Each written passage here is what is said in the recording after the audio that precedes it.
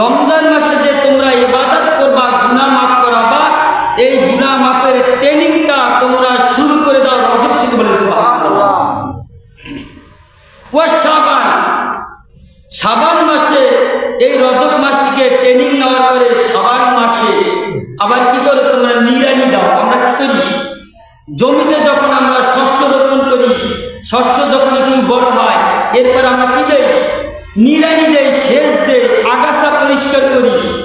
এই শাবান মাস এর মানে হচ্ছে আমাদের ভিতরে অহংকার, তাকাব্বুরি, দিমাগ, কিবিল, ফাসাদ, পরশ্রী যা কিছু আছে এইগুলোকে আমরা নিয়তের মাধ্যমে, ইস্তেগফারের মাধ্যমে, তওবার মাধ্যমে আমাদের অন্তর থেকে আমরা দূরীভূত করে দেই।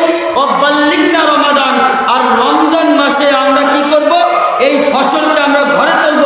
মানে আমাদের গুনাহগুলো মাফ হওয়ার পরে আমরা রমজান মাসে যেই সমস্ত আমল করব, সমস্ত আমলগুলাই আল্লাহ আমাদের আমল নামাকে ভারী করে বেগুনাহ মাসুম করে দেবে। বলেন সুবহানাল্লাহ।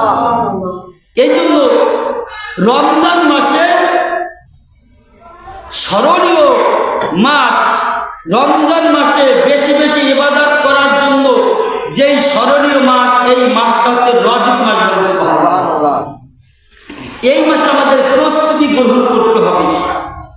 যদি আমরা এই মাসে প্রস্তুতি গ্রহণ করতে পারি তাহলে শাবান মাস আস্তে আস্তে আমাদের গুনাহগুলো আল্লাহ মাফ করে দেবে। বলেন সুবহানাল্লাহ। আর গুনাহ যদি শাবান মাসে মাফ হয়ে যায়, রমজান মাসে আমরা যত আমল করব সমস্ত আমলগুলা আমাদের আমল নামায় জমা হয়ে যাবে। যেই আমলে কোনো মাইনাস হবে না, কাটা যাবে না, কমতি হবে না, যেই আমলের কোনো ঘাটতি হবে না। বলেন সুবহানাল্লাহ। তাহলে রমজান মাসে আমল করতে আমাদের কি লাগবে, মজা লাগবে, আমাদের একটা শাক প্রশান্তি লাগবে। সম্মানিত উপস্থিতি, এই রজব মাস, এই মাসে আমাদের নবী সাল্লাল্লাহু আলাইহি ওয়াসাল্লাম তিনি এই পৃথিবীর জমিন থেকে সমস্ত জগৎকে পাড়ি দিয়ে কাবা কাউসাইনে আও আদনা, আল্লাহ রাব্বুল আলামিনের নিকটবর্তী আরশে আজিমে পৌঁছেছেন। বলেন সুবহানাল্লাহ।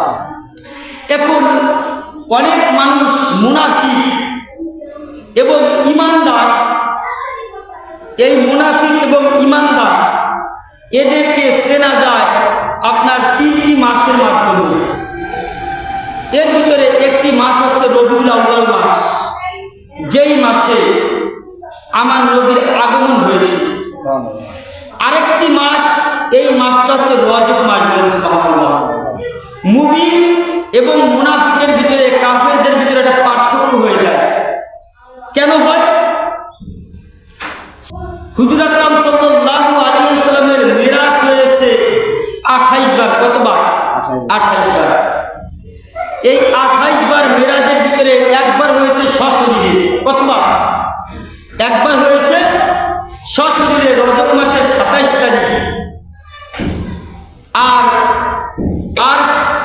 27 বার তিনি নবী করিম সাল্লাল্লাহু আলাইহি ওয়াসাল্লাম মিরাজের থেকে আসার পরে তিনি যেমনিভাবে রজবে গিয়েছেন, মিরাজে গিয়েছেন, প্রত্যেক এই 28 বার তিনি আপনার 27 বার তিনি স্বপ্নে দেখেছেন। বলেন সুবহানাল্লাহ। নবীদের স্বপ্নের দেখাটাও বাস্তব। নবীদের স্বপ্নের দেখাটা কি? এইটা বাস্তব। একজন মুমিন বান্দা যদি কোনো একটি ভালো জিনিস অথবা কোনো বিপদগামী কোনো জিনিস যদি সে স্বপ্নে দেখে, এটাও মুমিনের জন্য নবুয়তের 46 ভাগের 1 ভাগ সত্য। বলেন সুবহানাল্লাহ। এটা কি সত্য? কোনো বান্দা যদি মুমিন হয় আর তার যদি কোনো বিপদ আসে, কোনো মুসিবত আসে, বা কোনো সুখের কোনো বার্তা, সংবাদ সে পায়, তাহলে ওই সংবাদটা আল্লাহ রাব্বুল আলামিন, যেহেতু নবীরা নাই, ওহির দরজা বন্ধ। ওহির দরজা কি বন্ধ? ইলহামের মাধ্যমে, স্বপ্নের মাধ্যমে আমার আল্লাহ তার ফেরেশতা দ্বারা জানাই দেবেন। সুবহানাল্লাহ। এই জন্য বলা হচ্ছে মুমিনের স্বপ্ন হচ্ছে নবুয়তের 46 ভাগের 1 ভাগ। বলেন সুবহানাল্লাহ। আর আমার নবীর স্বপ্ন আর নবীর বাস্তবিক এক। বলেন সুবহানাল্লাহ। নবীকে দিয়ে অনেকে অনেক কটূক্তি করে। হাদিসের ভিতরে এসেছে হুজুর আকরাম সাল্লাল্লাহু আলাইহি ওয়াসাল্লাম ঘুমন্ত অবস্থায়, কোথায়? ঘুমন্ত অবস্থায় সাহাবায়ে কেরাম, নামাজের সময় হয়েছে, সাহাবায়ে কেরাম গেছে, হুজুর নামাজ আদায় করেছে। এখন বলে তারা সাহাবায়ে কেরাম হুজুরকে দেখেছেন নামাজ আদায় করতে, হুজুরের পিছনে তারা নামাজ আদায় করেছে।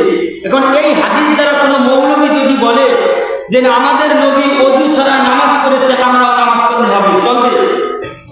আমার নবী যদি ঘুমাইতেন, ঘুমাইলেও আমার নবীর ওযু ভাঙতো না, বলেন সুবহানাল্লাহ। এই ঘোষণাটা আমার আল্লাহ।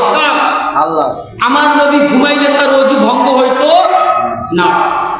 তাহলে নবী যদি ঘুমাইয়া উঠে নামাজ আদায় করতে পারে, এই ফতোয়া যদি আপনি দেন, তাহলে আপনাদের প্রথম প্রশ্ন, আপনার উপরে আল্লাহর কয়টা আয়াত নাযিল হয়েছে?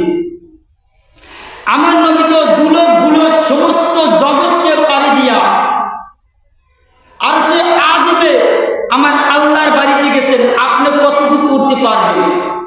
আপনাকে যদি একটা হেলিকপ্টারে, একটা প্লেনে, একটা রকেটে আকাশে নিয়ে ছেড়ে দেওয়া হয়, জমিনে পড়ার আগেই আপনার মৃত্যু হবে। আপনার শরীরের, আপনার অন্তরের ভিতরে যে হার্ট, হৃৎপিণ্ড এবং আপনার ভিতরে যেই দুর্বলতা, এই দুর্বলতা আপনার ভয়ের কারণে ওখান থেকে মাঝপথ থেকে আপনার হার্ট ফেটে আপনার মৃত্যু হবে। অথচ আমার নবী তো এই জমিন থেকে সশরীরে আমার আল্লাহর বাড়ি গিয়েছে, বলেন সুবহানাল্লাহ।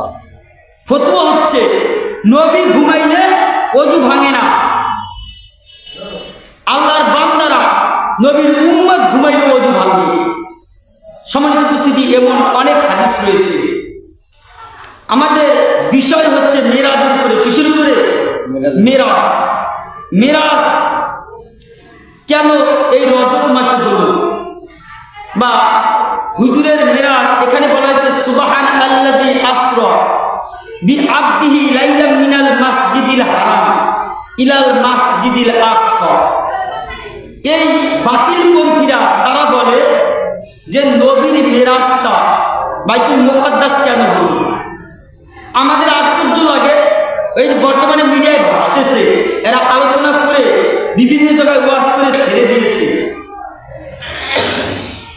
আশ্চর্য লাগে, এরা যদি বুখারী শরীফের কিতাবটা, মুসলিমের কিতাবটা এবং অন্যান্য মেরাজের একটা বই কিনেও যদি তারা পড়তো, তাহলে এই ধরনের বিবৃতিকর আলোচনা তাদের ছেড়ে দিয়ে জাতিকে বিভ্রান্ত করা লাগতো না। হুজুর আকরাম সাল্লাল্লাহু আলাইহি ওয়াসাল্লাম বাইতুল মুকাদ্দাস হয়ে কেন তিনি মিরাজ করলেন? বাইতুল মুকাদ্দাসের স্তম্ভগুলো ফরিয়াদ করেছে। কি করেছে? বাইতুল মুকাদ্দাসের যেই আপনার দরজা, জানালা এবং খাম, বিভিন্ন স্তম্ভগুলা, এটা আল্লাহর সাথে কথা বলতে, বলেন সুবহানাল্লাহ। কার সাথে? আল্লাহর সাথে কথা বলতো। এই স্তম্ভগুলা ফরিয়াদ করলেন আল্লাহর কাছে, হে আল্লাহ, হে আমাদের প্রতিপালক, হে আমাদের রব, প্রত্যেক বস্তু হতে কিছু না কিছু, প্রত্যেক নবী হতে আমরা কিছু না কিছু ফায়দা অথবা কল্যাণ আমরা আমাদের নসিব হয়েছে। কিন্তু আল্লাহ, এই জগতের ভিতরে, এই বাইতুল মুকাদ্দাসের ভিতরে বসে প্রত্যেক নবীরা একজন নবীর সম্পর্কে তারা আলোচনা করত, তার গুণকীর্তন করত। একজন নবী সম্পর্কে তারা নবীর সম্মান সম্পর্কে আলোচনা করত। রব্বুল আলামিন ওই নবী, তার জন্ম হবে আপনার কাবা ইয়াসরিবে। কোথায়? তার জন্ম হবে হচ্ছে বাক্কায়, মানে মক্কা শরীফে। পূর্বের নাম ছিল বাক্কা। বাক্কা। আয় আল্লাহ, আপনার কাছে ফরিয়াদ, রব, আপনার ওই নবী জিয়ারত, ওই নবীর কদমের ধলি আমি বাইতুল মুকাদ্দাসের যেন নসিব হয়, বলেন সুবহানাল্লাহ।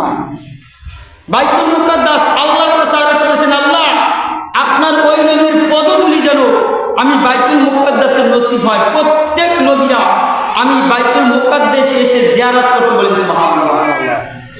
পূর্বের সমস্ত নবীদের কিবলা ছিল বাইতুল মুকাদ্দাস। আমার নবীও 16 থেকে 17 মাস বাইতুল মুকাদ্দাসের দিকে ফিরে নামাজ আদায় করেছে। আমার নবী নামাজের ভিতরে তার মনের ভিতরে আকাঙ্ক্ষা জেগেছে, আল্লাহ, বাইতুল মুকাদ্দাসের দিকে ফিরে আমরা নামাজ আদায় করি। কিন্তু আমার জন্মভূমি কাবা শরীফ, এই কাবা শরীফ হচ্ছে আমার জন্মভূমির ভিতরে আল্লাহ আমার কিবলাটা যদি এই কাবা হতো, ইয়া রাব্বুল আলামিন, আমার কলিজাটা শীতল হতো, কতই না ভালো হতো বলেন সুবহানাল্লাহ। আমার আল্লাহ রাব্বুল আলামিন আমার নবী সেই নামাজের ভিতরে তার মনের যে বাসনা, এই বাসনা আল্লাহ রাব্বুল আলামিন 1 সেকেন্ড, 1 ন্যানো সেকেন্ডে দেরি করে নাই, সাথে সাথে আমার আল্লাহ বলে দিয়েছেন, হাবিব আমি আপনাকে বাইতুল্লাহ শরীফকে কিবলা করে দিলাম, আপনি দ্বিতীয় রাকাত নামাজ এই বাইতুল্লাহর দিকে ফিরে পড়বেন বলেন সুবহানাল্লাহ। নামাজের ভিতরে আমার নবী ওই বাইতুল মুকাদ্দাসের দিক থেকে মুখ ফিরিয়ে তিনি বাইতুল্লাহর দিকে মুখ দিয়ে সাথে সাথেই সিজদা করতে বলেন সুবহানাল্লাহ। আমার বলার উদ্দেশ্য, আমার নবীকে আল্লাহ কত ভালোবাসতেন বুঝতে পারে। আমরা কি একটু চিন্তা চেতনা করতে পারি? আমাদের গভীর মনোযোগ দিতে হবে। আমার আল্লাহ নবী চিন্তা করেছেন নামাজের ভিতরে, আমার আল্লাহ 1 সেকেন্ড, 1 ন্যানো সেকেন্ড দেরি করে নাই, সাথে সাথে এই নবীকে সন্তুষ্ট করার জন্য, হাবিব আপনার মনের বাসনাকে আমি পূরণ করে দিলাম, আপনি তো সেজদা দিয়েছেন, দ্বিতীয়বারের সেজদা দিবেন বাইতুল্লাহর দিকে ফিরে বলেন সুবহানাল্লাহ। ওই নবীকে, ওই নবীর কদমের ধুলি, পায়ের ধুলিতে ধন্য হওয়ার জন্য বাইতুল মুকাদ্দাস ফরিয়াদ করেছে। বিনয় আল্লাহ রাব্বুল আলামিন বাইতুল্লাহ শরীফ থেকে শুরু করে বাইতুল মুকাদ্দাস হইয়া বাইতুল মুকাদ্দাসের ভিতরে 2 রাকাত নামাজ আদায় করাইয়া আমার নবীকে মিরাজে নিয়েছে বলেন সুবহানাল্লাহ। আর একটা হাদিস পাওয়া যায়, কারো কারো মতে মক্কার কাফেরেরা হযরত রাসূল সাল্লাল্লাহু আলাইহি সাল্লামকে লজ্জা দিতে গিয়ে বলল, তুমি যদি সত্যি আল্লাহ পাকের নবী হতে তাহলে তুমি অবশ্যই বাইতুল মুকাদ্দাসের বাসিন্দা হতে। কোথায়?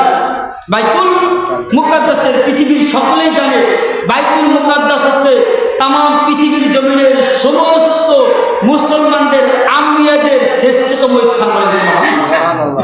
তখন তারা বললেন যে হে মুহাম্মদ সাল্লাল্লাহু আলাইহি ওয়াসাল্লাম, তুমি যদি আল্লাহর সত্যি বান্দা হতে, তুমি যদি আল্লাহ সত্যি যদি রাসূল হতে, নবী হতে, তাহলে নিশ্চয় ওই বাইতুল মুকাদ্দাসের বাসিন্দা আল্লাহ তোমাকে বানাইত। আমাদের বিশ্বাস, কাফিররা বলতেছে আমাদের বিশ্বাস তুমি আল্লাহর রাসূল, আল্লাহর নবী না, কি না? আল্লাহর রাসূল না, আল্লাহর নবী না। যদি নবী হতে বাইতুল মুকাদ্দাসের বাসিন্দা বানাইতে। আল্লাহ রাব্বুল আলামিন যখন কাফিররা এই মন্তব্য করেছেন, সাথে সাথে আল্লাহ রাব্বুল আলামিন আমার নবীর উপরে সান্ত্বনা দেওয়ার জন্য, আমার আল্লাহ রাব্বুল আলামিন মিরাজে যাওয়ার জন্য আল্লাহ আয়াতে কারিমা নাযিল করে দিয়েছেন। কুরআনুল কারীমের 15তম পারা, প্রথমতম সূরা, সূরা বনী ইসরাঈলের 1 নম্বর আয়াতে আল্লাহ নবীকে ডাক দিয়েছেন, সুবহানাল্লাযী আসরা বিআবদিহি লাইলাম মিনাল মাসজিদিল হারামি ইলাল মাসজিদিল আকসা আল্লাযী বারাকনা হাওলাহু লিনুরিয়াহু মিন আয়াতিনা ইন্নাহু হুয়াস সামিউল বাসীর। চিৎকার করে বলুন না সুবহানাল্লাহ। কাফেরদের মুখের আর কোনো লাগাম আছে? তারা লজ্জিত হয়ে গেছে, আমার নবীকে আল্লাহ রাব্বুল আলামিন সাথে সাথেই ডাক দিয়েছে বলেন সুবহানাল্লাহ। আর একটা ঘটনা আসছে, প্রত্যেক আলেমদের মতে একদা হযরত রাসূল করিম সাল্লাল্লাহু আলাইহি সাল্লাম রাস্তায় চলতেছিলেন, আবু জাহেলের মালাউন তাকে দেখে স্বর্ণরৌপ্য ও রেশমি কাপড়ের একটি বাড়ির তাকে প্রবেশ করিয়েছে।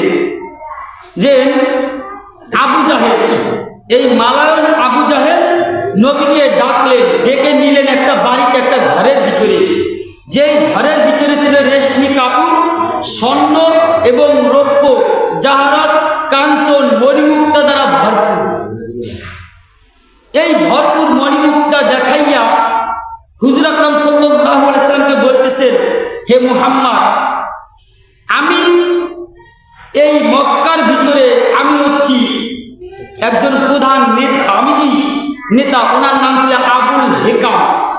আবুল মানে হচ্ছে নেতা, হেকাম মানে হচ্ছে কি বুদ্ধি। বর্তমানে আমরা যাদেরকে বুদ্ধিজীবী বলি, তখনকার আবুল হেকাম বুদ্ধির পিতা ছিলেন। আবুল শব্দের অর্থ হলো পিতা, আবুল অর্থ কি? পিতা। আল হেকাম এই হেকাম শব্দের অর্থ হচ্ছে নেতা, তাহলে বুদ্ধির নেতা মানে ওই মক্কার ভিতরে তিনি সমস্ত বুদ্ধিজীবীদের ভিতরে 1 নম্বর বুদ্ধিজীবী ছিলেন। কিন্তু নবীকে না মানার কারণে তার নাম হয়েছে আবু জাহেল। আবুর মানে হলো পিতা, আর জাহেল শব্দের অর্থ হচ্ছে মূর্খ। জাহেল অর্থ কি? মূর্খ। তখন তার নাম হয়েছে আবু জাহেল, মানে মূর্খের পিতা। সমস্ত মূর্খের ভান্ডার হচ্ছে আবু জাহেল, বলেন সুবহানাল্লাহ। এই আবু জাহেল বিশাল একটি ঘরের ভিতরে, যেই ঘরের ভিতরে ছিল রেশমি কাপড়, স্বর্ণ, রৌপ্য, মণিমুক্তা, জাহারাত, কাঞ্চন, মানে পৃথিবীর জমিনের যেই দামি দামি ধাতুগুলো এর ভিতরে ছিল। আর বলতে লাগলেন, মুহাম্মদ, তুমি যদি তোমার এই নতুন ধর্মকে, ইসলামকে ছেড়ে দাও, আমি এই সমস্ত এই স্বর্ণ রৌপ্যের যে স্তূপ রয়েছে, সমস্ত ধন সম্পদগুলা আমি তোমাকে দিয়ে দেবো, বলেন নাউজুবিল্লাহ। আল্লাহ রাব্বুল আলামিন সাথে সাথেই আমার নবীর উপরে আয়াতে কালিমা নাজিল করলেন যে, হে হাবিব, আমি আল্লাহ রাব্বুল আলামিন আপনাকে মিরাজ করাবো, ইসলাম করাবো। ইসলামের ভিতরে আমি আল্লাহ, আবু জাহেল আপনাকে কি দেখিয়েছেন? আবু জাহেল আপনাকে কি দেখিয়েছেন? আবু জাহেল যা দেখিয়েছেন এগুলো তো আমি আল্লাহর সৃষ্টি বলেছি, সুবহানাল্লাহ। সমস্ত মণিমুক্তা, রত্নের ভান্ডার আমি আল্লাহ আপনাকে দেখাবো, বলেছি, সুবহানাল্লাহ। এই 3টি শানে নজুল হাদিসের ভিতরে পাওয়া যায়।